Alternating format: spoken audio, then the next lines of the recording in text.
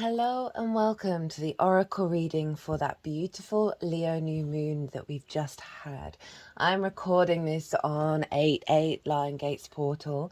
I will be doing a pick a card reading for that massive I mean, that's felt huge. There's no getting around it. Let's be real. That's been probably one of the biggest gateways that I think I've encountered in a very long time. It's been wild. We've got lots of squares, leading squares coming up with Saturn, so there's a lot of karmic energy showing up, and this is also obviously linked into this new moon in Leo that we've just had. Again, apologies for the delay in getting all of those videos out. I explain in the All 12 Signs series in part 1 what's happened. A recently adopted cat disappeared and hasn't been seen.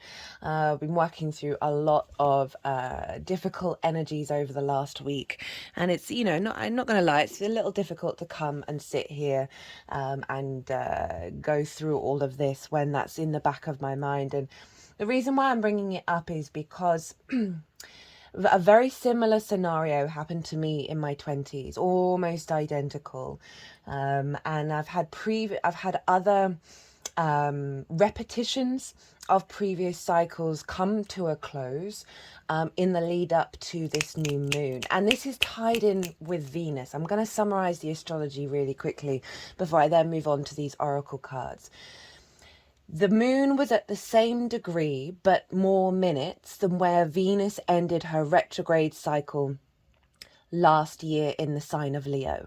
Now, this is an 8-year cycle we have with those in each sign that Venus retrogrades in. And Venus, of all the planets, was the one throughout the whole world we as a species would track and follow. Obviously the brightest star, very easy to watch and to follow. But the Venusian energy is very closely aligned with the earth energy, and there's a great deal of power within that. And so this new moon was closing out a bigger, longer term cycle, a bigger karmic cycles around the Venusian qualities of love, desire, connection, harmony, grace, feeling good in the 3D world. So it's closing out a loop with that Venus retrograde from last year. And there's also been a massive shift around timelines going on, and this particular lunation cycle feels very much in alignment with that. We've got the next one in Aquarius, and that will be when Jupiter is squaring Saturn, and Mars will have just come into a square with Saturn.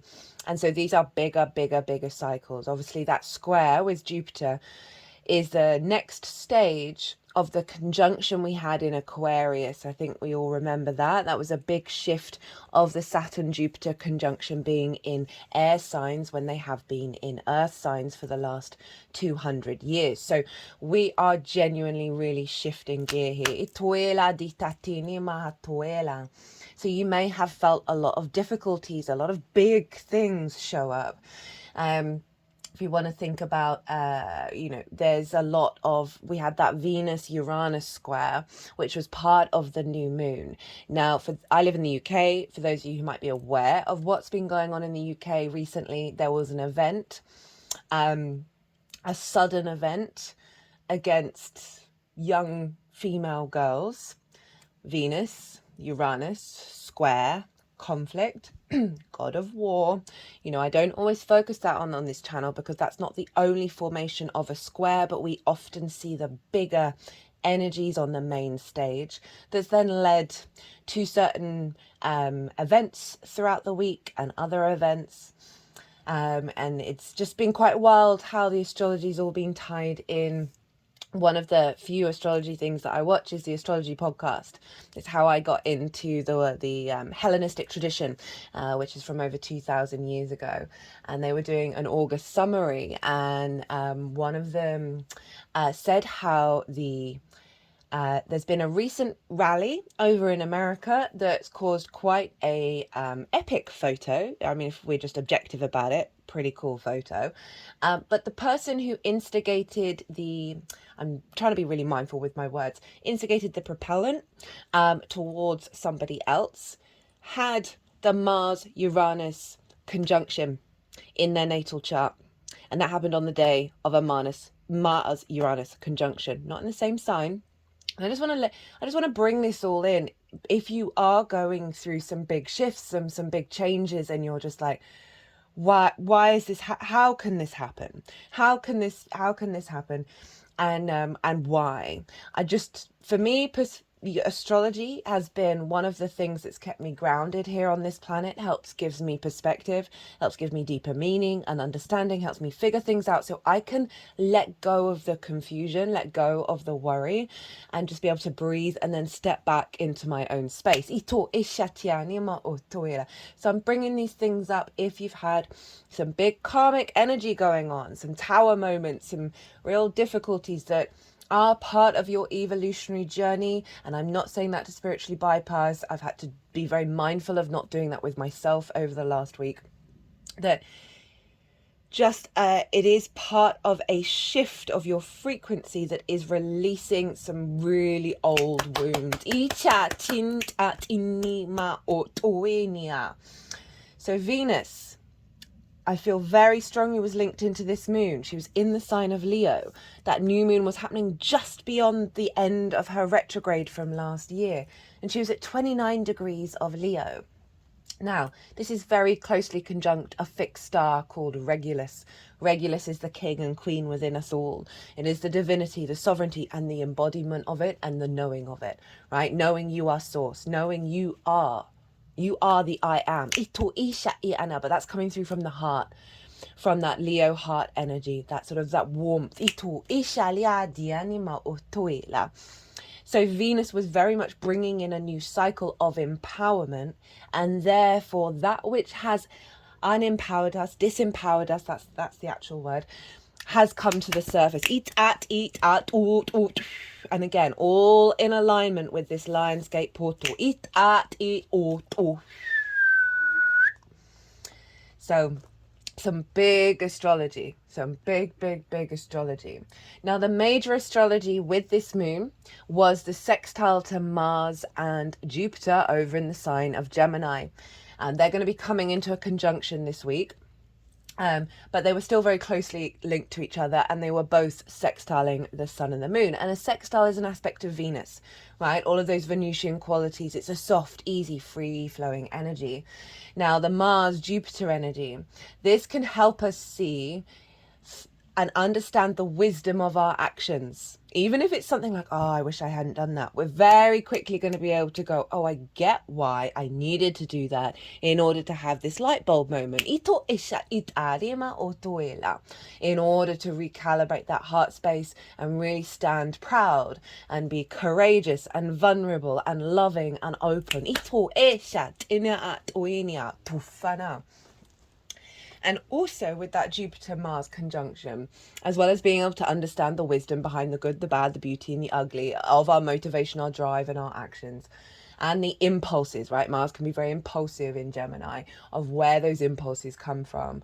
We're also just infusing this level of wisdom through our actions. So it's going to be a two-pronged effect of feeling like we're more in alignment with the bigger picture. That is the Jupiterian energy, and feeling more, sort of jovial, there's more ease in our actions. As well as understanding all of the subtle nuances around that. This moon was also trine the North Node over in Aries. So a trine is an aspect of Jupiter, bringing in wisdom, bringing things together to elevate and inspire, a sense of knowing the bigger picture, all of the opportunities, the luck, the feeling good, all of that energy with the North Node in Aries. So this moon has been in alignment with the eclipse cycle. It's also the first fire new moon since the Aries eclipse that we had this year. So it's the next stage on in that fire cycle of really tending to that flame within ourselves. But also this new moon is in alignment with where that North Node is headed, that new territory that we're going into of the sovereignty of self. And now that sovereignty of self is being empowered by the heart. So you may just find some relationship dynamics aren't as present in your life, excuse me, or you're just not feeling the connections to certain things that you have done in the past. This is all part of the process. This lunation is also very in alignment with the Mercury retrograde. So it began its retrograde. I think it was about 14 hours after the new moon itself. For some of you, it was on the same day. Some of you, the next day. The full moon in Aquarius. Sorry, I just had to pause to drink some water. I find that Aquarius hilarious. That my throat starts tickling as I'm talking about the Mercury retrograde. The full moon in Aquarius is the midpoint of the retrograde. It's so in alignment. It's going to be retrograding in Leo. We're going to have a Mars retrograde in Leo. Leo, the last 2 years combined, complete revamp on the personal planet side. Okay, so that's my little summary. In the All 12 Signs series, a lot of the challenges energetically felt like big old cycles. I mean, usually they are old cycles, but these ones felt massive. So let's begin. Let's begin with the first card up, and we have Parvati. This is from the Divine Feminine Oracle. I wanted to bring in this because Venus was so very in her power with this moon was very, very strong. The goddess of devotion. I am love that doesn't leave. When I commit to love, my soul evolves. So I don't really need to read any more of the oracle cards because that kind of is the vibe of the new moon. And that, you know, sometimes we've got to go through a dark night of the soul in order to come out the other side. We've got to go through that storm and to appreciate the calmer waters. Parvati embodies the divine strength. That's funny. A tarot card is obviously for Leo's strength of devotion. She is the mountain that love becomes when we devote ourselves to another and to our own soul. Parvati is the Hindu goddess of fertility, of love and devotion, and of divine strength and power. She is the gentle, nurturing aspect of Shakti, a feminine energy. She is part of the Travida, the trinity of powerful Hindu goddesses, together with Lakshmi and Shwarvati. I'm going to say that correctly. Saraswati. Parvati's name means she of the mountain. Her icons and depictions date back to the 400 BCE. She is Shiva's wife and holds his trident, and she is the mother of Ganesh, the Hindu god who removes all obstacles. Oh, that is fascinating. Yeah, definitely feel like lots of tower energy has been around. We're likely to see some more of it, even though we're going through this gateway, just because of the squares that are happening this week with Saturn, Mars, Saturn and Jupiter, and also Jupiter and Venus as well. And Venus and Mars. Their favourite pastime is discussing Hindu theology. Traditionally in India, a woman goes to live with her husband's family, so this reversal reveals Parvati's priority and power. By living on Mount Kailash, Shiva becomes a part of Parvati's lineage. She is the bond that connects all human beings, a bond of love that helps our souls evolve. What is soft, gentle, and nurturing like water can be far more powerful than what is inflexible and fierce. The energy of the mountain goddess is about the strength we can give and receive when we denote ourselves to the healthy bonds of love. That's reminding me, sorry, my mind has been very distracted, so I haven't been able to sort of constantly retain the messages from the collective reading for this moon, as well as the Mercury retrograde, and there was a lot around bringing in more healthier capacity to give and receive. So many of us cannot fundamentally at our root not feel worthy to receive, even if we think we're doing all the manifestation. There's something inherently blocking that capacity to receive from source, to receive from others, and give in a very healthy way. So I'm really loving that came back in.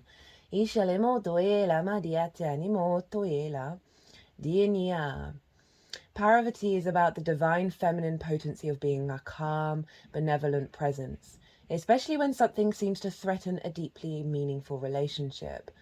You know, one of the things that I've really had to lean into is surrender with this cat. Where I live, there are an infinite amount of places the cat could be hiding in any particular moment of time. And it is, I don't want to say it's impossible, but it's certainly a situation that opens you up to truly having faith in the capacity of miracles happening, when all rationale seems to point at that it is an impossible task. Transformation with this goddess calls for a softening. Oh, I forgot to mention in the introduction, hello new viewers, I channel multidimensional energies through my body. So when you hear what sounds like different languages, it is what's called light language, and my hand movements are called, it's a physical form of light language. So this is all just bringing in healing, attunement, and activation codes to these messages. Transformation with this goddess calls for a softening. When a situation is hard, even painful, Parvati is suggesting that you allow your fist to unfold. Open and release what is clenched in fear or stress. Remember that your love is a mountain that cannot be moved, and that this bond between you is holy. No human hands or words can ever break it. The answer of what's next or highest for you can be found through the subtler act of simply abiding. Not reacting, not running, not hiding. A deep reservoir of power can surge up from within us when we choose to remain present. Letting devotion inhabit us in the moments when our ego has typically fled infuses us with the capacity to transform all of our relationships. Devotion is not attachment. It's letting go of the illusion that you and this lover, this friend, this child, or family member, this soul within you, can ever really be separate from you. Devotion brings us home to the point and purpose of every relationship, love. A love that can never leave, and that, like a mountain, can never move. A love that evolves the soul. So Leo is fixed fire. It is often linked into being the campfire that those gather around to receive warmth and light, but it's fixed, it's stable. And the last full moon that we had was the Capricorn full moon of the mountain. So I feel that these are very much in alignment of that strength of longevity of that mountain being infused into this full moon. You know, Capricorn can be quite detached. It's ruled by Saturn, as can Aquarius. And so this is a level of seeing that bigger picture of keeping going, doing the best that you can, of not expecting the past to repeat itself, but knowing that there are constant primordial energies that are with us at all times. That was an odd phrase.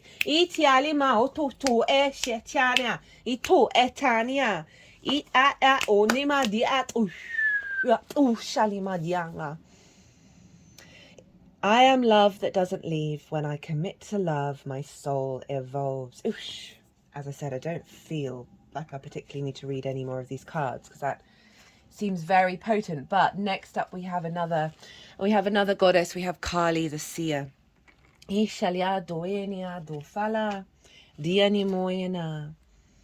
word for this card is insight. This is the Path of Kali Oracle by Kat Shaw. All the decks in the description box, as always. The word is insight, the affirmation. I use my inner vision to guide me back to love. I am my intuition. Well, there is the sun ruling Leo, ruling the moon, ruling the whole chart.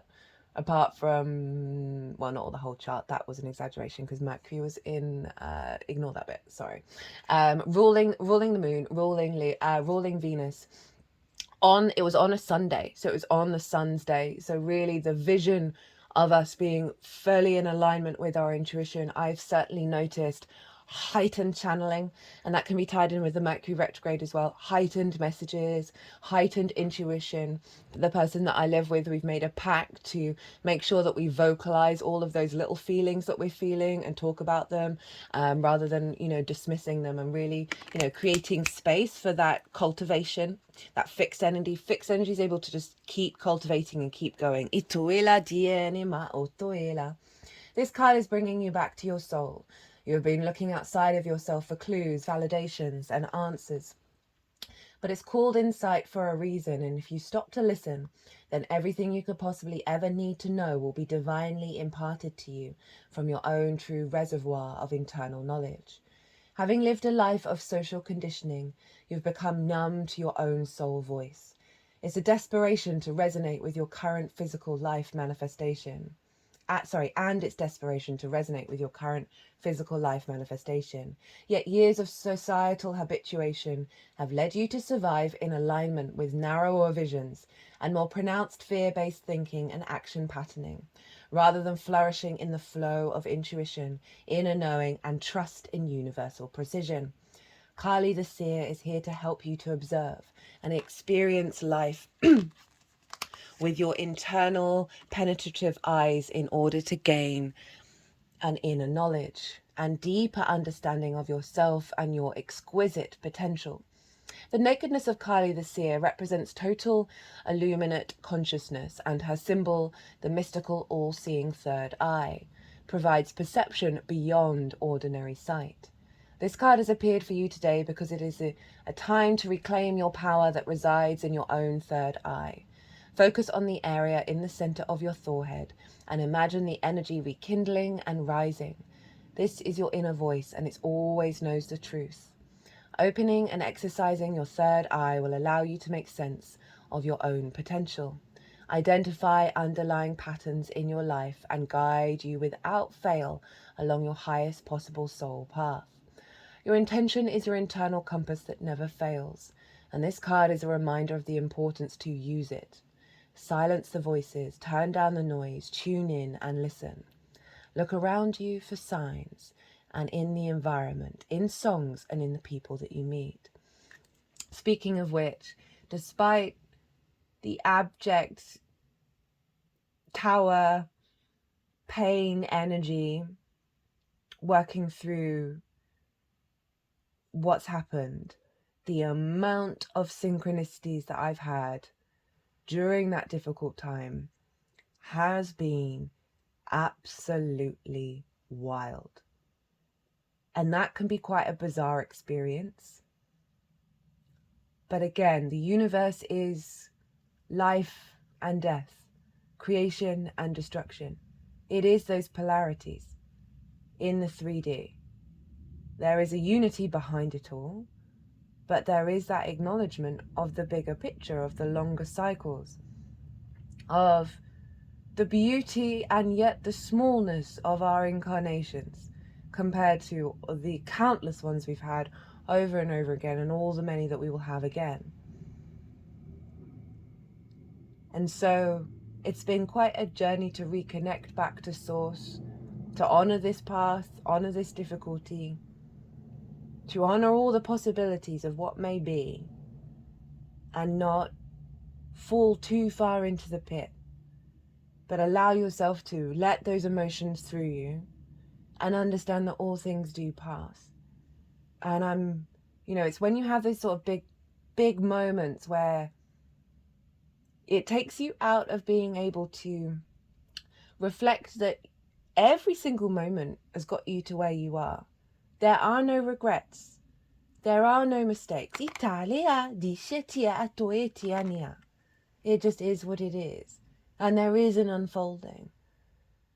And there's a story that there's a part of us that knows very deeply.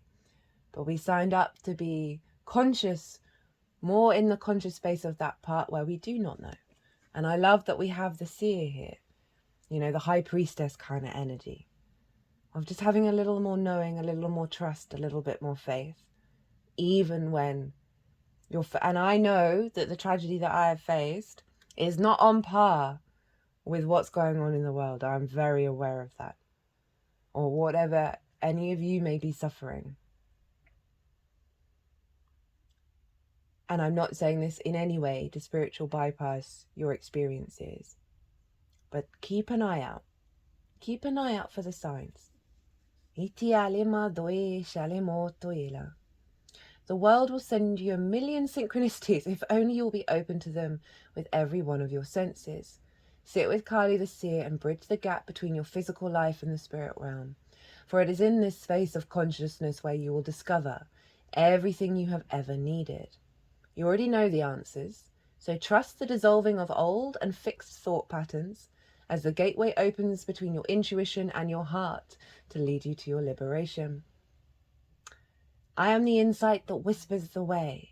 I am the freedom between the conscious thoughts and the language of your intuition. I am the interim that bridges the worlds. I am the prophetess who can step with ease between the veils. I am eternally awake. I am a visionary. I see it all. I am the seer. And so are you. If only you will silence the external noise. Ishetialema oto enia di shatana di tanema I anima oto elia diani. I'm just dia liana dini. Just feeling called to read this one first.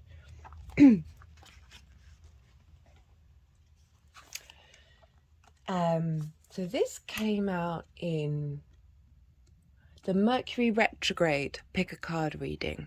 Can't remember which pile now. This is Stibus. This is from the Wild Unknown Alchemy deck by Kim Krantz. This is antimony, wildness, fierceness, hunger. In medieval times, antimony became known as the grey wolf of alchemy. This was due to the metalloid's unpredictable qualities and its ability to eat away at materials in the laboratory. Oh, my spine is just curved. Gold is one of the few materials to withstand contact with it. The sun is believed to be gold in terms of the alchemical process. For these reasons, this card must be read with delicacy. On one hand, it represents the wild and free spirit that longs to express itself in the world. On the other hand, it represents a fierceness that can turn destructive or corrosive at the drop of a hat. The message here is clear. Channel the grey wolf's energy towards creativity. Challenge it to come out from the shadows and express itself. Embark on the creative project or adventure that's calling you, rather than focusing on why you can't. Once you begin, don't quit. The grey wolf responds to respect, not repression.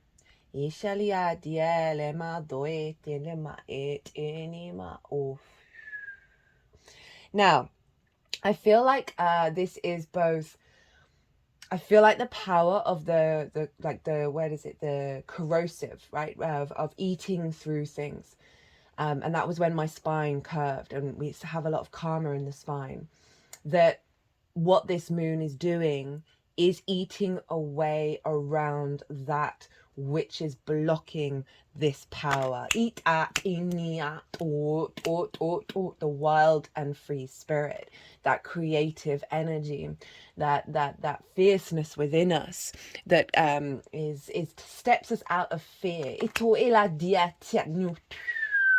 and into our power, into our autonomy, right? Italia di molto ela. But I really like the call to channeling this new moon through creativity, through this sense of Venus is all about creation, right? There's this sense of she was the goddess of the arts, the muse of the arts, and creativity isn't just about the stereotypes around painting and music and all of that.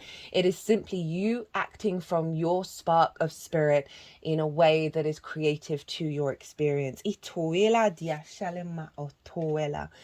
yes, the pulling away of that which has blocked us to be in this power. And this is very instinctive energy, and it's wanting to go over Kali, the seer, right? Our intuition, our instincts that are on point. It's quite fascinating. We adopted two sisters, so this is one of the reasons why it's a bit heartbreaking. One of the sisters disappeared while the moon was in Gemini, squaring Saturn. The astrology was so on point. That of watching this cat who's now still with us. I believe they both are. Just one's hopefully out just having fun wherever they are. It's quite hot here at the moment. There's lots of cat people around leaving cat food out. Watching this cat who's been in a cage for 9 months in the rescue centre, right? learning to reconnect to her wildness, to her instincts, to the kitten within her where she can play. She's getting really creative with her playing each day. And it's such a beautiful thing to witness that unfolding. So we have star gathering with this layer, and this is from Carl Gray's Gateway of Light Activation Oracle. Stars aligned, remembering home, soul, family. There's something powerful about looking up into the midnight sky. Seeing that vast openness, we recognize that we are part of something that is beyond our understanding. This card brings that feeling directly to us, that feeling of utter connectedness to the stars, where we fall in and out of the dream state and wonder about the meaning of life, the universe, and everything. Star Gathering is a powerful card. I don't think I've had it on this table for a while. I think it was the Pisces full moon last year. It's energy. It is the energy of home.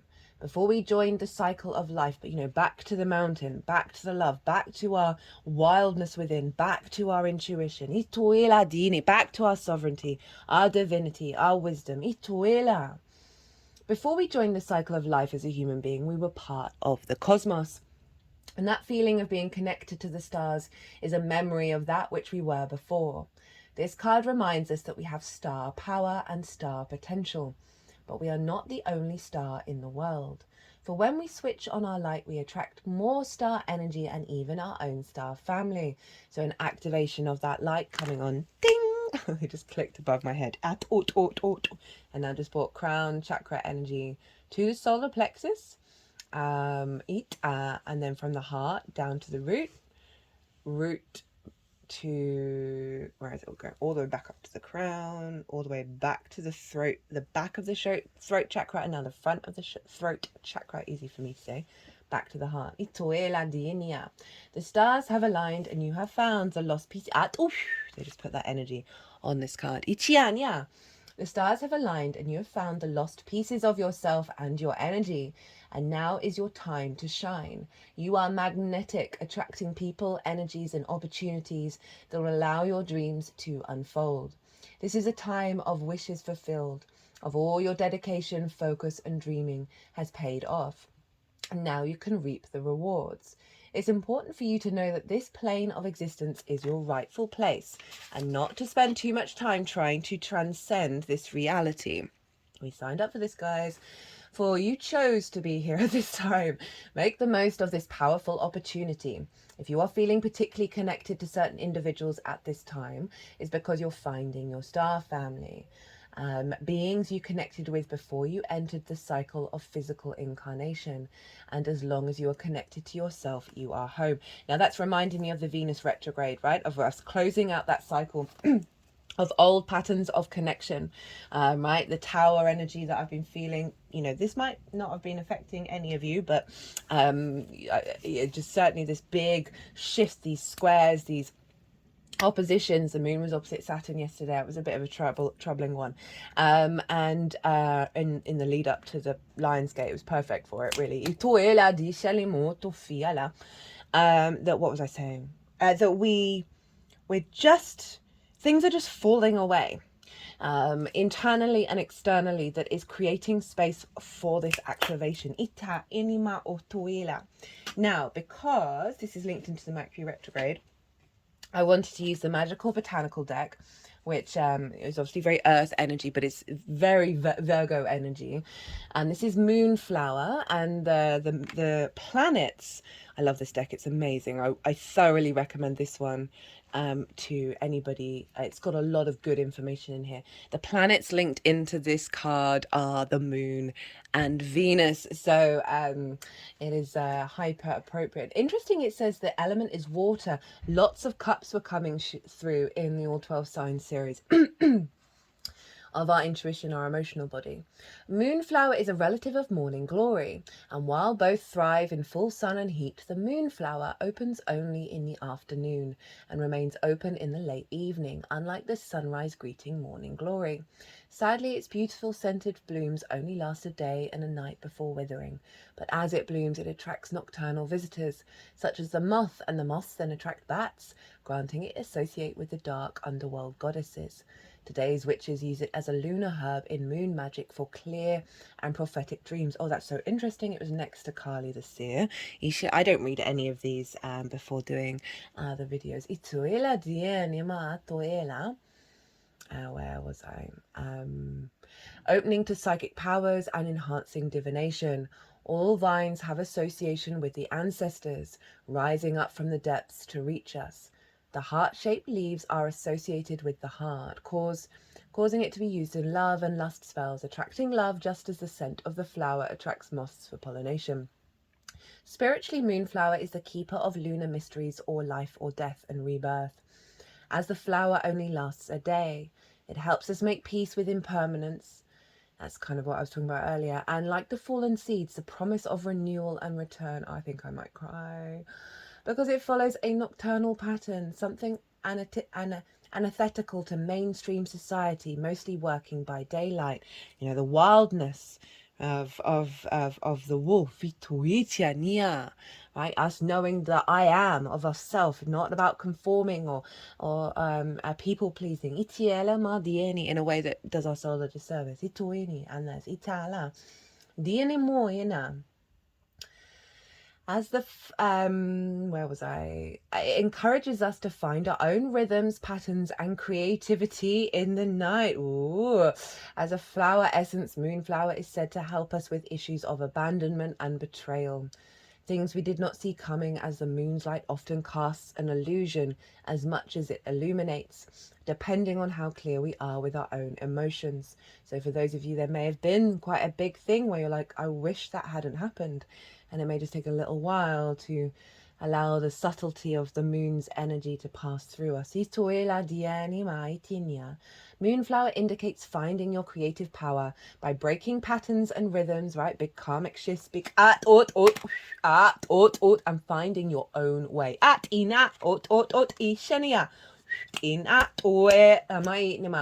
You will attract the allies that are able to help you if you do follow your own way, your own pace, and that is the secret of unlocking your magic as the moonflower floats in the darkness, aided by her allies of the bee, moth, spider, and dragonfly.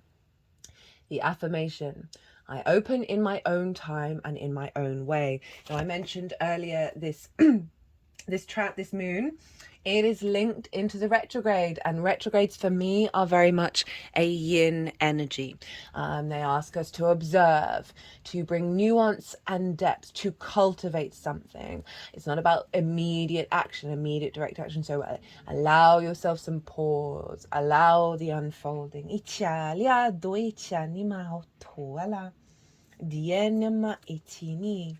We have from the Four Agreements Oracle, Virgo Sun, the author of this book.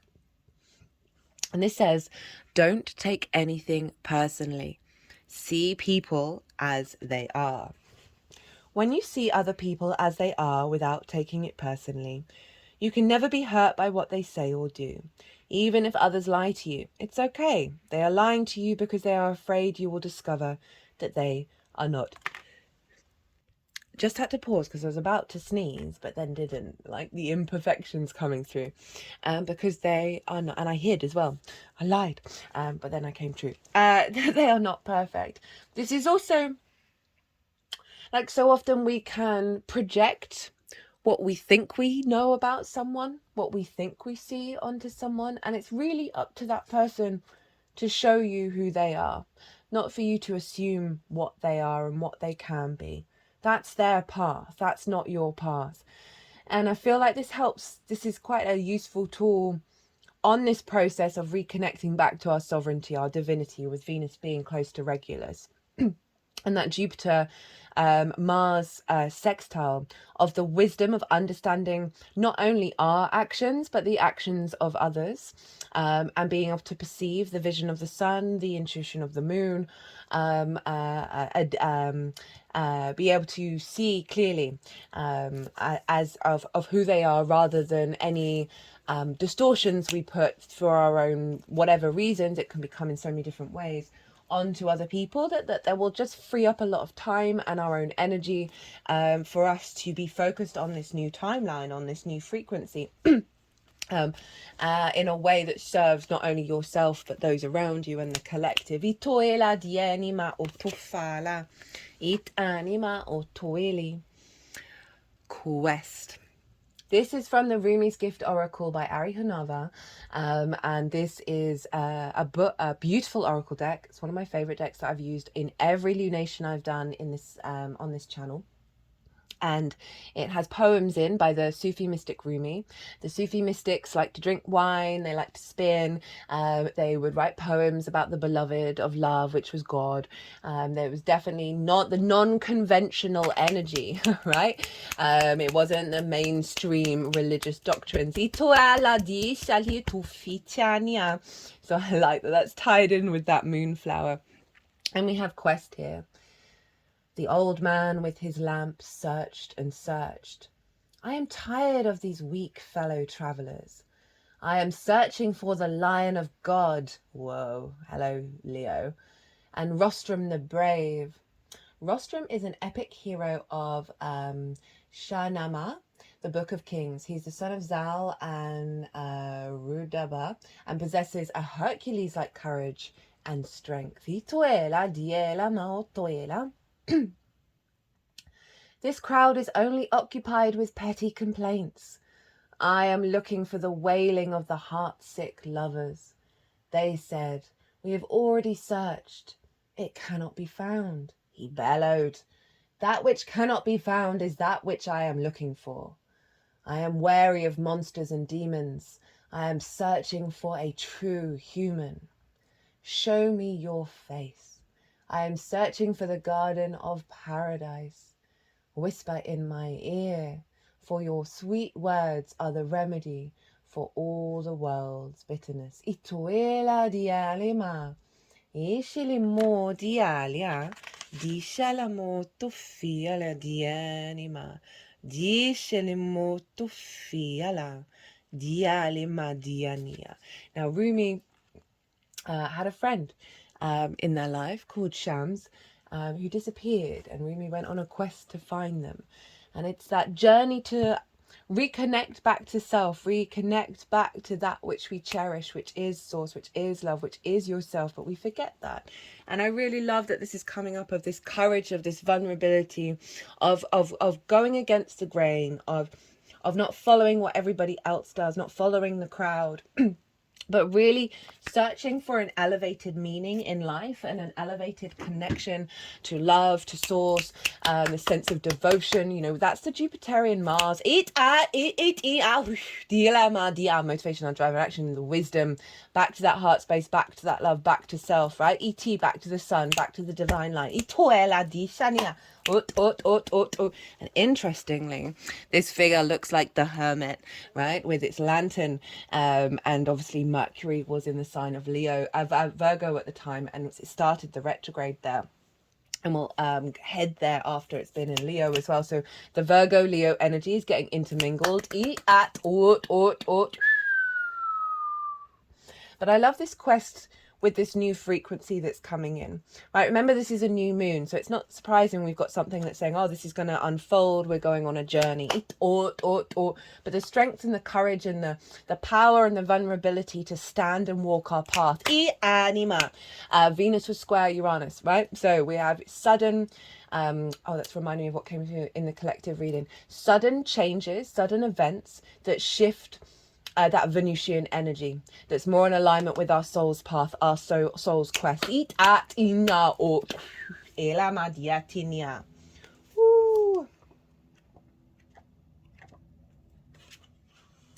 Okay, so we have the riddle. which I cannot remember the last time this showed up, Itoela Diania, or if it ever has on this channel. This is from Kim Krantz's The Wild Unknown Archetypes deck, Itoela, the riddle, the puzzle, the question, the mystery. When the riddle is present, one must stop searching for the right answer. It cannot be found, and ultimately it is not important. Rather, there must be a shift from the literal to the metaphorical, from the logic to the mythic. You are thinking too small and literally about the situation. The riddle card appears when the energy is deep and mysterious, like the elusive wisdom in a Zen koan. Focusing hard won't do it, neither will increased effort. Time, surrender, and humor are your only allies. This feels like it's linking into that intuition, into the creativity, into the quest of the unfolding. I was reminded of how I was saying the situation that I'm in with this beautiful, it was such a curious cat. They were both black. It was just everything. That if I'm rational about what's going on, I'm like, there's no way of finding her. She's got to come home, like, or be found by someone else who gets her in the house that has less places that she can run and hide from. And that's the only way, if I think logically. And this has really called me just to genuinely be like, I don't know. I have no idea. I have no idea about the possibilities. I can imagine certain ones, but there are so many variables, so many things. I have to go beyond into the mythical. I have to go into that space of she's just going to rock up one day and be guided back by source. But it's been really hard when you've suffered a tragedy to I found the first couple of days of it, I couldn't watch anything. Like I used to be really into geopolitics. I go through sweeps maybe every decade, maybe every 5 years, and it's just usually the same stuff over and over again. But I've stopped watching the news. I'll scan headlines. I'll read the free paper when I go into London. But other than that, I've got certain alternative medias that I used to watch, not religiously, but on a regular basis. And I just stopped. It just felt natural for me to do it. I'm not trying to hide from the news. I have an awareness. And then I felt that's all I wanted to watch. I was in so much pain that I sought out pain, and I was observing all of that. And it took me into this rational, dark place, end of world catastrophe place.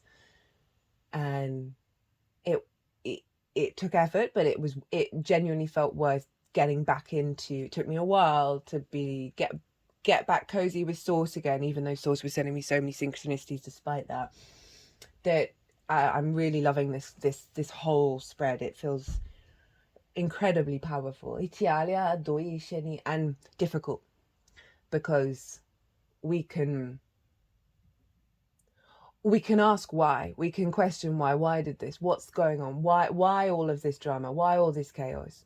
Why all this pain? Why this riddle? Why not answers? Why not ease? Why not flow? All the time.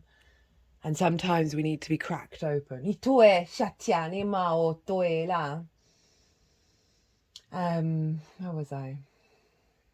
Eventually you'll learn a profound lesson from the riddle. It's always funny when I pause and then it says the same thing. For now you get comfortable with the limitations of your intellect and the reality of not knowing. It may in fact be the only reality there is. When light, a great awakening or aha moment. So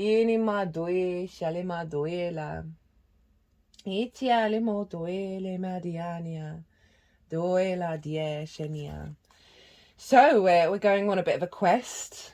We're surrendering to knowing how it's going to unfold. We're having faith that the cycles have shifted or if they haven't completely shifted, that for whatever reason, those that are still lingering are part of the next bigger shift. And underneath this, we have the Merkaba activation card. Transcendence, ascension, you are rising up. The amount of times we've been shuffling a lot of tarot about these cats, obviously. The amount of times judgments come out, and there's a part of me that's like, there's dead being raised up there. Is the cat dead? We've had the Queen of Wands countless times as well. But all I keep hearing is ascension. All I keep hearing is almost apologies from my guides. For what's going on, because they're like, there's this massive portal, we're going through it, there's a timeline shift, this is what's happening, just try and remain calm, try and remain still. So whenever I see that judgment card, the sort of the rational brain of mine is like, the cat's dead, and then the other side is like, no, there's a level of ascension happening here. Sorry for going on about my cat, but you know, it's the Leo new moon, it was so appropriate. Merkaba, Dini means chariot or vehicle. Mer means light, Ka means spirit, and Ba means body in ancient Egyptian. When these three words are put together, the idea is that light engulfs the spirit and body, and there is an opportunity to rise up. We've got to take a leap, guys. The symbol of the Merkaba is the star tetrahedron. Oh yeah, nailed it in one. This 8-pointed star is simply the 3-dimensional extension of a hexagram, a symbol that's strongly associated with the Hebrew and Egyptian mystery schools. In modern spirituality, the Merkaba is acknowledged as the light body or vehicle that we can activate for the ascension process. It's been said that it is surrounded by an 8-pointed star, and when we're aligned on a spiritual level, the star spins at great speed, creating a sphere of unbreakable light around us. This sphere of light can help us move between the dimensions. While we're having a human experience, it creates a portal into the divine matrix so that we can connect with guidance and walk the path of light. I went to a workshop, must have been in April this year anyway, with Matthias Di Stefano. Love that channeler. I like that he's not really into spirituality, and that anytime someone's sort of referencing a spiritual moment, he's like, yeah, but that sounds like an electron. Like, he brings it back to science. His humor's so dark as well. It's my vibe.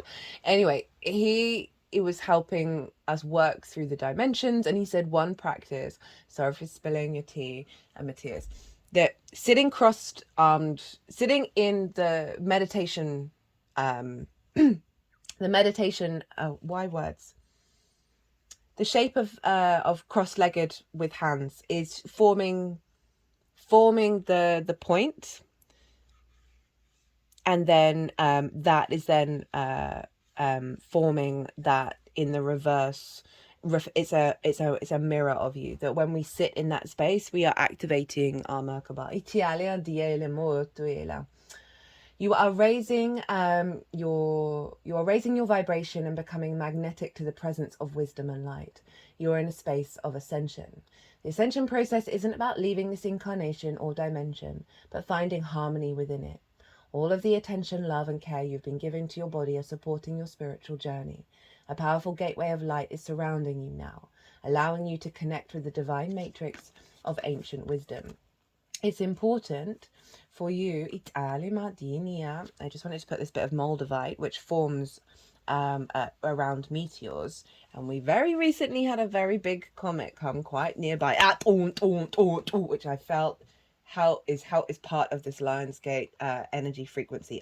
We always get vibrations coming off of those comets when they move past us. They're giving us messages.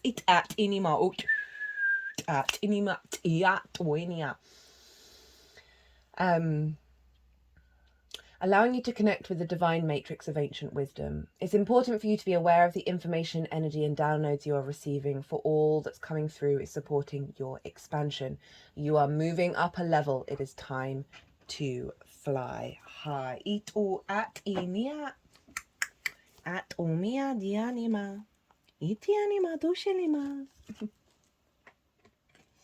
I love it. The energies that I channel constantly talking to the cat. She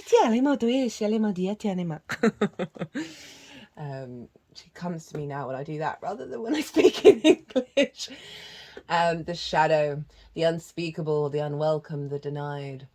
Although every card in the archetypes deck has a shadow potential, this card asks us to delve into the qualities of the shadow itself. We often think that the shadow can be purified, illuminated, and made right through effort and achievement. However, it is typically the case that our lofty pursuit of ascension and perfection is the very source of shadow material itself. By rejecting parts of ourselves and the world, we begin to separate from the whole. Rather than getting to know the qualities and content of our shadow, we busy ourselves with avoiding its presence. This is denial. When this card appears, it's time to take inventory of those things you've been denying. When the mind responds with no, anything but that, you are touching shadow. Find support for this deep inner work and move towards the shadow with patience and compassion. So what I was picking up, one, I think this is a very good tool as we level up, as we go on our quest, to not be afraid when this comes up and thinks that this is all disappeared. Regulars, you know, I'm not a fan of banishment. I'm not a fan of cutting cords, of ego shaming, shadow shaming. We're all one and the same. They are all everything's a tool, guys. Everything's a tool. But what I was feeling while I was reading that where was that phrase? Take inventory of those things you've been denying. And I want to pull you back to this energy. I want to pull you back to that Venusian energy of what qualities have you been denying yourself to tap into, to appreciate, to value, to desire.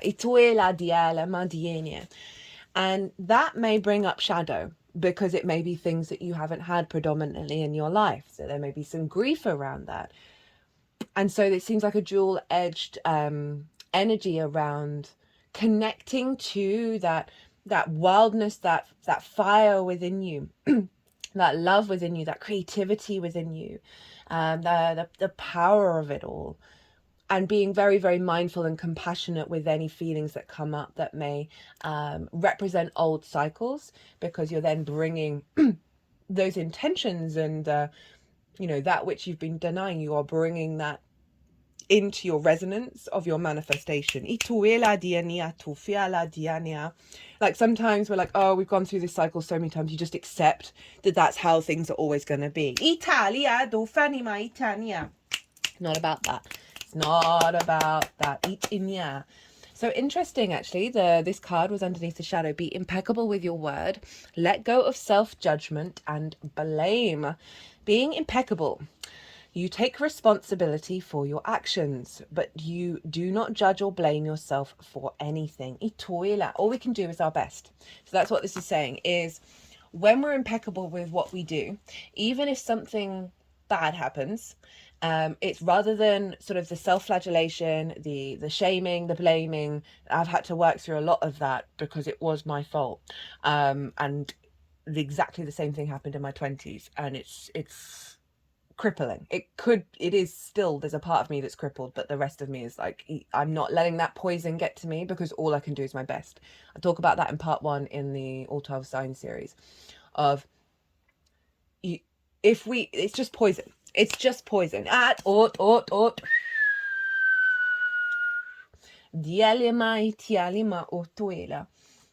you know, okay, I may have messed up, but what am I going to do about it now? Am I going to fester in the past? Am I going to hold on to that and never let it go? And I think that's a really important thing, and a very difficult thing for us to do, especially when our minds are those monkey machines, aren't they? And cortisol and adrenaline, stress hormones, are very easy to produce. So when we are in that space, the mind is like, oh God, I've got an easy fix of energy, because your mind is very hungry. So underneath that is the spirit of the river. Movement towards adventure, addiction to problems. There we go. Allowing and trusting the current. The spirit of the river invites you to step into the flow, to stop swimming against or avoiding the current. Allow the waters to carry you downstream, away from the eddies and the whirlpools. It's time to heed the call of a new adventure awaiting for you. Stop working on the problem for a while. The issue is not what it seems. It's your addiction to fixing what has gone bad that is consuming so much of your time. Work to create a greater good. The bad will resolve itself on its own. So that's sort of summing up exactly that card. There is nothing that you can accomplish with more efforting. And what I read that word as suffering. As the situations in your life right now are subject to forces beyond your control. Recognize this, step back and trust the flow. There is no loss of face or lack of honor or integrity. It is simply the way things are at this moment. When this card appears, it's the time to say yes to the next leg of your journey. Your life is like a river, inevitably and inexorably flowing to the sea, which is your divine destination. Be fearless and release yourself to the rushing water in the middle of the stream. Whatever it is that you're holding onto, the feelings, the thoughts, the beliefs about how things are or how they could or should be, can be fixed easily with the power of the spirit of the river. Simply let go and enjoy the thrill of the ride. All will be well. Ooh. Love how that summed everything up. Diania. Next is the covenant, sacred contract. Commitment, sacred contract, the greater good. You're being invited now by the universe to enter into a sacred contract. The covenant card may also be a call to recognize that an ancient agreement you made with spirit needs to be renewed or cancelled and torn up. Is an opportunity showing up right now that is full of promise, but you are unable to sign and seal the deal and commit to it. The reason is that it needs to be elevated to a sacred covenant. A covenant must be founded on the truth, not your truth or his truth or her truth, but a greater truth. Again, not taking things personally, not seeing people as they truly are, rather than interpreting it based on your truth. Ituela diania. But a greater truth that takes the destiny of all into account. The covenant is not about your agenda only. Spirit must be invited to come to the table as guarantor of the good faith of all and to ensure that the direction you are embarking on will be for the greater good. It's important you understand what you are signing up for. Be sure to read the fine... This is so funny with the Mercury retrograde, which is often, don't sign any contracts. Be sure to read the fine print so as not to commit to something you will soon regret or that will compromise your integrity. Do not hesitate to put all your own cards on the table, lol, so you can motivate... So your motives and desires are transparent. That's getting to know this, right? Of what is it you're denying? What is your shadow keeping you small and keeping you limited in what you can expect and unfold and expand into? Italia, due, shalia, tufana. Do not hesitate to put all your own cards on the table so that your motives and desires are transparent and nothing is left in darkness. When shadow elements remain hidden, the covenant breaks down, and this is wild.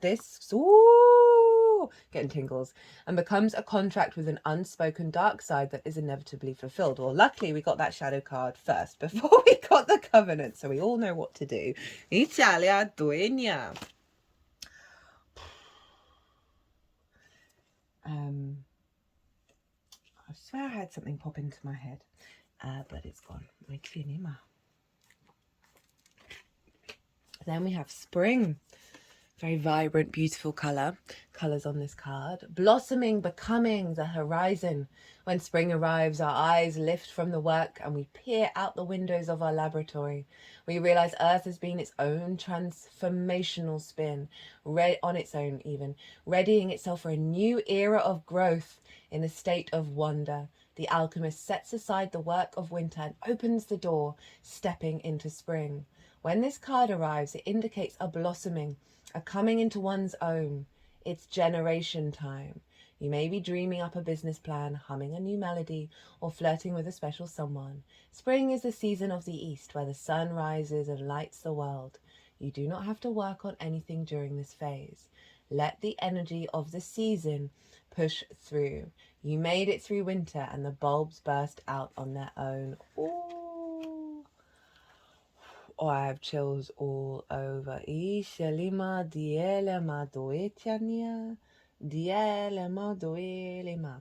I'm just going to read this just because of all the squares that are coming. Buds and grasses push up and out during spring. The season has a driving momentum to it, so keep an eye out for impatience, anger, or pushiness, right? So allow Allow it to unfold and step into the becoming and the blossoming after the new covenant. Oh my God. Oh my God. I'm in such a weird mood today. I've got a split personality at the moment. There is the grief, the pragmatic, the surrender, and the Joker today. Italia, Deutsch. I mean, it is Jupiter's day. And Jupiter's in Gemini. There's no wonder there. Final card, the mystic, the seeker, the light worker, the dreamer.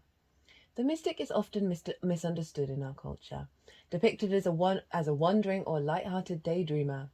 Yet, like Shiva, the true mystic plays a critical role in society, remaining fearlessly dedicated to the path of transformation. In order to save the earth from darkness, Shiva swallows the poison of the world and holds it in his throat, slowly transmuting the liquid into nectar. Super connected to that Mercury retrograde, huh? That's a powerful image. This is the work of the mystic. They do not fear darkness, but rather sit in the presence of it, harness the potential and latent energy behind it, and embody it with the light.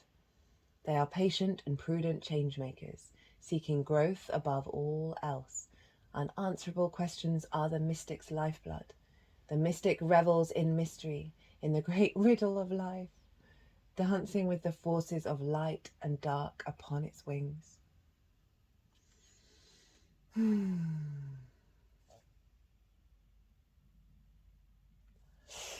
Well, that was pretty damn powerful. You know, I was talking earlier about the light and the dark and the polarities, and to have that sort of summed up at the end is quite magical. Okay, everybody, how are we doing for time? Whoa, okay. I hope you enjoyed this reading. I hope it resonated. Or it certainly resonated with me. That was quite powerful. I can feel there's a weight there. It's not bad. It's just like there's a magnitude of energy sitting here right now. If you did resonate, or if you just enjoyed it, it would bring me joy to hit that like button. There's also a competition. Oh my goodness, I forgot to mention at the beginning. All the details are in the description box for that competition. There are 3 readings up for grabs. But other than that, be good to yourselves. Be good to those around you. Sorry, my energy's not quite back yet, understandably. Safe travels and be well until we meet again.